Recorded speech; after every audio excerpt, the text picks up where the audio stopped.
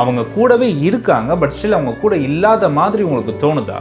S, emotional unavailability is painful. சில பேர் கூட நம்ம பேசும்போது ஒரு செவுத்துக்கிட்ட பேசுகிற மாதிரியே ஒரு ஃபீல் ஆகும். அதாவது அவங்களும் அவங்களுடைய ஃபீலிங்ஸை எக்ஸ்பிரஸ் பண்ண மாட்டாங்க. நம்ம ஏதாவது பேசணும்னு வந்தாலும் அவங்க அதுக்கு பெருசாக ரியாக்டே பண்ண மாட்டாங்க.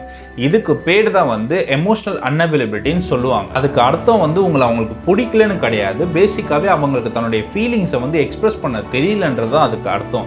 அதாவது அவங்களுடைய சின்ன வயசுலேருந்து அவங்க ஸ்கூல் டைமில் ரொம்ப பூலி பண்ணுவாங்க. அவங்களுடைய பேரை வச்சு அவங்களோட பாடி ஷேம் பண்ணி அவங்கள ரொம்ப பூலி பண்ணுறதுனால அவங்க அதை பற்றி எங்கேயாவது வெளியில் சொல்லணும்னு வந்தாலும் யாரும் பெருசாக அதை கண்டுக்காதனால அதை அப்படியே அவங்க உள்ளே வச்சு அப்படியே அவங்க வளர்ந்துருவாங்க. அது அப்படியே அவங்களோட பிஹேவியராகவே மாறிடும்.